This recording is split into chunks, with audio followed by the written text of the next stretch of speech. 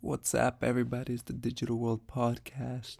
Here, the labor force is currently 4 million below the pre pandemic trend, which is high considering that the total number of unemployed is 6 million. The bottom line is that it is difficult to find workers in this current market, and the upward pressure on wages will likely continue. And so, you'll go to restaurants, for example, and I haven't particularly seen it in my area, but you'll go to restaurants, excuse me, and you'll see a lot of people, and it seems packed. And the reality is, there's not that many people working. There's not a lot of waitresses or waiters, for that matter. And so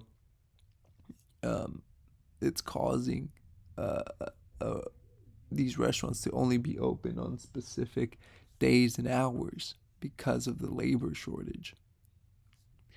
Here we see residential energy prices continue to soar, adding to consumer stress. Average price in US has risen by more than 14% year to date. And we see how it's an up and down, positive correlated chart where we see the price as time goes on, it's increasing. And so, however, you see here in the last year, it's just going parabolic. And so you see here, it's just you're talking about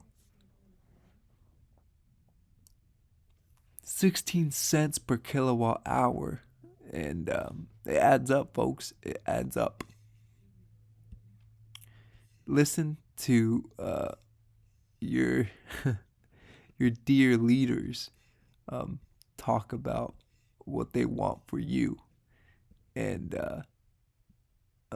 what's best for you. For example, Canada is leading on the responsible development and use of artificial intelligence.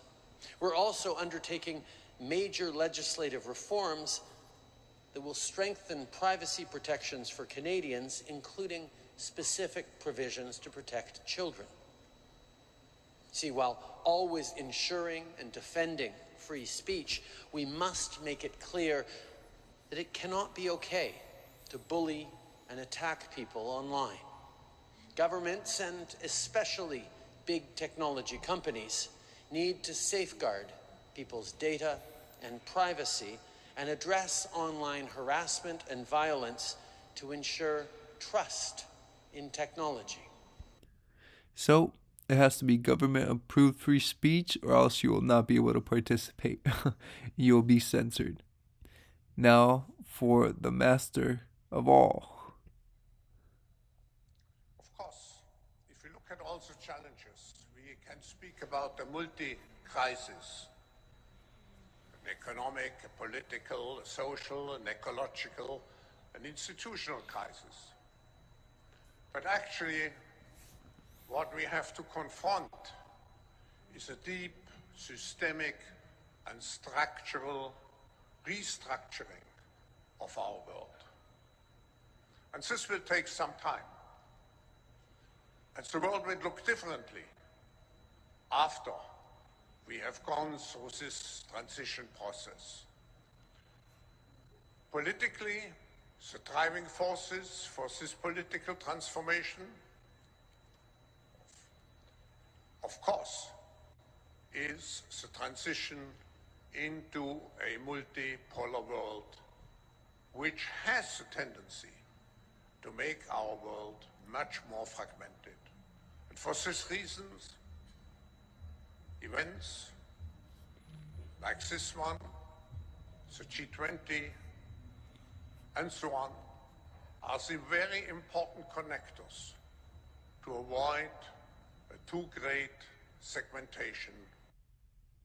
There you have it.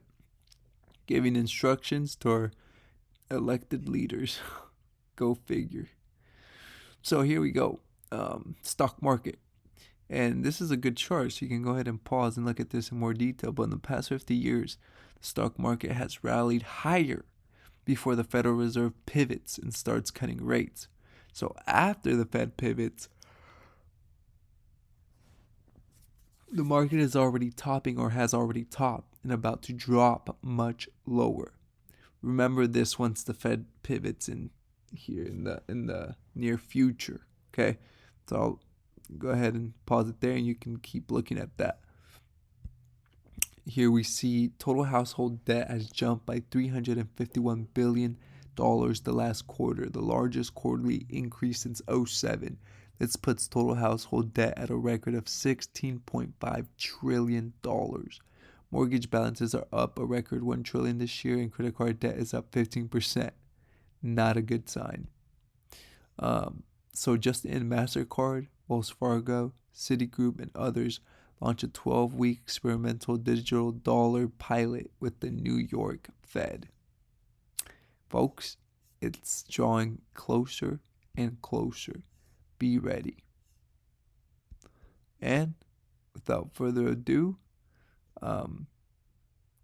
here is this clip telling you about CBDCs. Looking forward, rapid changes are taking place in the global monetary system that may affect the international role of the dollar in the future.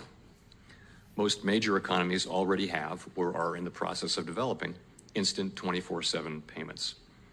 Our own FedNow service will be coming online in 2023. And in light of the tremendous growth in crypto assets and stablecoins, we are examining whether a U.S. central bank digital currency would improve upon what is an already safe and efficient domestic payment system. As our white paper on this topic notes, a U.S. CBDC could also potentially help maintain the dollar's international standing. So they tell you these things way ahead of time. You just need to take it and prepare. Thank you for watching. Like and subscribe to the channel. It's the Digital World Podcast, and I'll see you in the next episode.